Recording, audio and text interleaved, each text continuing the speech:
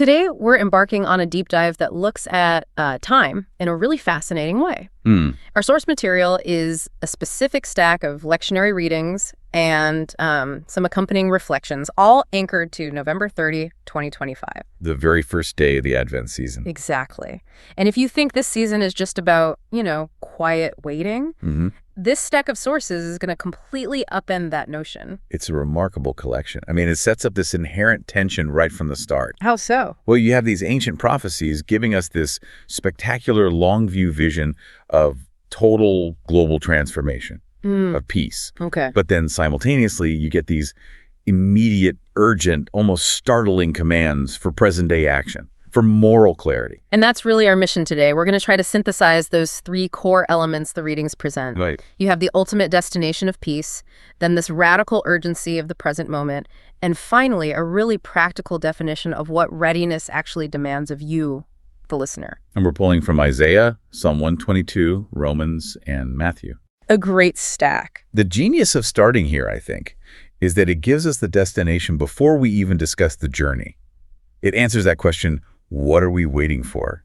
With a just and almost unbelievable answer. So let's start there with that ultimate vision in Isaiah 2. This is monumental. I mean, literally. It is. It describes a time when the mountain of the Lord's house shall be established as the highest of the mountains. A vision of physical and spiritual elevation. And what's crucial to understand about this mountain is that in ancient Near Eastern thought, mountains were where the gods lived. Right. And the highest mountain was where the supreme deity dispensed law and wisdom. So Isaiah is proclaiming that the source of ultimate instruction, the word of the Lord, will stream forth from Zion, from Jerusalem. So it's not just a religious center. No, it becomes the global political and judicial capital. And the world's response isn't reluctant. It's magnetic. All nations stream toward it. They're saying, come, let us go up, that he may instruct us in his ways. It's a unified global pilgrimage for instruction. And when that instruction is delivered, the result is, it's the most radical political mandate in human history. It really is. The Lord shall judge between the nations. And the result of that final judgment is permanent, structural, economic, and military disarmament. We all know the famous phrase, they shall beat their swords into plowshares. And their spears into pruning hooks. Yes. We see that on monuments all over the world, but I think we often miss the true radical depth of what Isaiah is demanding here. Exactly. We see the recycling of metal, weapons into farm tools, but we overlook the sociological implication. Which is? The passage ends by stating, one nation shall not raise the sword against another, nor shall they train for war again. Nor shall they train for war again. Think about that. Training for war requires a massive national infrastructure. Academies, barracks, supply chains, national budgets. It's a huge chunk of the working population. So this vision isn't just a political truce. It's not a ceasefire. No. It's the complete, permanent defunding and dismantling of the entire military-industrial complex, globally. That's an insane economic and cultural shift. It requires everyone who currently handles a weapon or teaches strategy to find a new, peace-serving profession. It's the repurposing of human energy away from conflict and towards sustenance. It redefines national productivity. That's the grand goal. That's what the world looks like when the instruction of the Lord is fully received. Right. It's breathtaking. But Isaiah doesn't let us just, rest there in the future. No, he doesn't. The prophecy immediately brings the action back to the present with a challenge. O house of Jacob, come, let us walk in the light of the Lord. The vision of the destination necessitates an immediate start to the journey. And that journey takes us physically to the place where this instruction originates. Jerusalem, as depicted in Psalm 122. And the tone here is just pure, overwhelming joy. I rejoice because they said to me, we will go up to the house of the Lord. You can feel the anticipation. Absolutely. They're anticipating setting foot inside the gates of the holy city. And the psalm gives us a glimpse of the community structure of that destination. It describes Jerusalem as a city built with compact unity. What does that specific phrasing tell us about the ideal society that supports this vision of peace? Well, in the ancient world, cities often grew haphazardly. That led to internal divisions, rivalries, both physical and social. So compact unity. It implies deliberate design, a coherence where internal fragmentation is minimized. It's a place where the tribes gather in harmony for two essential purposes, to give thanks, and crucially, where the judgment seats are set up. So peace is directly tied to justice. You can't have one without the other. The city serves as the engine of worship and the seat of equitable law. Which leads to that repeated prayer. This beautiful mandated prayer. Pray for the peace of Jerusalem, and then the blessing that follows. May prosperity be in your walls, prosperity in your buildings. And the deep insight there is that the physical and material welfare of the city is predicated on the prior commitment to peace and justice. Exactly. You can't just wish for prosperity if you are not actively working toward peace. Okay, so we have the mountain, we have the ultimate future of peace, and this joyous, unified city where justice reigns. That's the grand vision. Mm-hmm. And now our sources execute this jarring 180-degree turn. It's like a whiplash. We are violently yanked out of that distant, glorious future and thrown into the anxious, urgent reality of the present. And this is where the letter to the Romans, chapter 13, just hits us with undeniable force. And this transition is where theology introduces a concept we sometimes call the already and the not yet. Explain that. The promise of the kingdom has already begun. It's present through moral instruction and faith, but it is not yet fully realized in the world. Yeah. And that tension is why Romans demands this immediate, radical moral wakefulness. The urgency is palpable. Romans says salvation is nearer now than when we first believed. It's not some distant historical moment. It's a creeping reality. The night is advanced. The day is at hand. We are told to wake up from sleep. And waking up isn't some abstract grand gesture. It's defined by, well, cleaning house. We're commanded to throw off the works of darkness. And that list, Yeah. the inventory given, is fascinating. It mixes private, destructive vices with public, corrosive ones. It does. Let's drill down into that. We're told to avoid orgies and drunkenness, not in promiscuity and lust, not in rivalry and jealousy. Why these specific vices? Well, they are all manifestations of a kind of spiritual drowsiness. Mhm. Orgies, drunkenness, lust, these are acts of self-indulgence focused inward, and they numb the moral compass. Okay. But then it pivots to rivalry and jealousy. These are the sins that turn that inward self-absorption outward into social conflict. Both types of vice prevent us from being alert and ready. They define the night.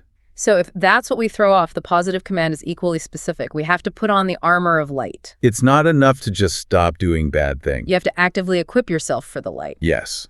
And the ultimate expression of this reclothing is the command to put on the Lord Jesus Christ. It's an adoption of an entire new mode of being. Which is directly contrasted with the instruction.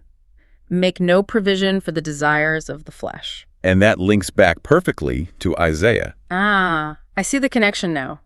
Isaiah said, stop planning for war. And Romans says, stop planning for vice. That's a powerful parallel. It is. The transformation of the nation turning swords into plowshares must be preceded by the transformation of the individual. You have to turn the planning apparatus of your heart away from destruction, whether that destruction is aimed at yourself through vice or at others through rivalry. You're ending the internal defense budget for sin. That's a great way to put it. And this theme of readiness, based on this urgent, unexpected timing, it's dramatically amplified when we move to the Gospel of Matthew, chapter 24. Oh, absolutely. Jesus warns about the coming of the Son of Man, comparing it directly to the days of Noah. And this is maybe the most critical warning in the whole stack. I'd agree. What were people doing in Noah's time? The analogy says they were eating and drinking, marrying and giving in marriage up to the day that Noah entered the ark. Notice what they weren't described as doing. Right, they weren't committing some spectacular, epic evil. They were just living totally normal, mundane lives. And that's the terrifying realization. Yes, they weren't destroyed by spectacular evil. They were destroyed by absolute complacency. Their sin was focusing exclusively on the horizontal dimension of life, the immediate, the transactional, and completely ignoring the vertical dimension. They normalized the mundane and were caught utterly unaware. That normalization leads to the really unsettling detail of sudden separation. Jesus reinforces this need for constant readiness in the most domestic settings. 2 men will be out in the field, 1 will be taken, and 1 will be left. 2 women will be grinding at the mill, 1 will be taken and 1 will be left. The separation happens in the most familiar routine setting, the farm, the mill. This isn't about separation during some catastrophe. No, it's sudden, intimate separation during a moment of normal shared labor. It just destroys any assumption that simply being beside someone or doing the same work guarantees that you're ready. It forces you to internalize the mandate, stay awake. Yes. And Jesus immediately reinforces this with the analogy of the master of the house guarding against a thief. The master isn't awake out of fear of the night itself. But out of responsibility for the house. Exactly. The instruction isn't to live in dread, but to be prepared, for at an hour you do not expect, the Son of Man will come. So we're caught. We're between this magnificent promise of peace and the immediate unsettling reality that we do not know the time of its full arrival. How do you reconcile that? The urgency of stay awake with the necessary patience of waiting. This is where the synthesis, the image of the watchman, brings everything into focus. The Watchman. Yes, the sources guide us to Psalm 130. My soul waits for the Lord more than watchmen wait for the dawn. The watchman is the perfect picture of active waiting. Because a watchman isn't passive. Not at all. They are intensely vigilant, alert for danger, but, and this is key, they are also absolutely sure that the dawn, the event they're waiting for, is guaranteed. They're waiting for what they know will arrive. Exactly. And that assurance removes the paralyzing element of fear. So if our vigilance isn't rooted in dread of the thief, what does true readiness actually look like day to day? Well, according to the reflections, true readiness isn't about, externally checking items off some prophetic checklist. It's not about looking for signs. No. It is found in living each day with fidelity to God's will. It shifts preparation from external events to internal consistency. Fidelity, consistency, daily action. That's the practical definition of preparedness that runs through this entire stack. And it requires intense internal guarding. If you go back to those Roman vices, the distractions that make us spiritually drowsy. So vigilance has to be rooted in love and faithfulness. It means we are actively guarding our hearts against the planning and infrastructure of vice. Just as nations must guard against the planning and infrastructure of war. You got it. That's the core synthesis then.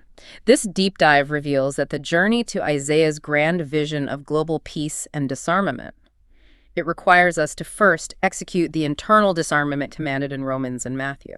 It's moving from preparing for conflict and moral sleep to preparing the heart through consistent faithfulness and wakefulness. The global transformation depends on the fidelity of the individual watchman. It connects the highest mountain to the lowest moment of a quiet, moral decision. The ultimate peace starts right here, in the present, awake moment. This has been an incredibly insightful deep dive into a powerful set of texts on anticipation and action. We've examined the radical nature of the perfect peace promised in the future and contrasted it with the startling reality of unexpected timing in the present. And the sources demand that we move immediately from that moral sleep toward spiritual light through intentional, faithful action. The transformation starts today. The choice is always before you. Will you plan for the vice of darkness, or will you put on the armor of light? That's the call to action. And we want to leave you with the practical internal question posed directly in the source material, a challenge for you to carry into your day and beyond. What intentional act can I do today to prepare my heart more deeply for your coming?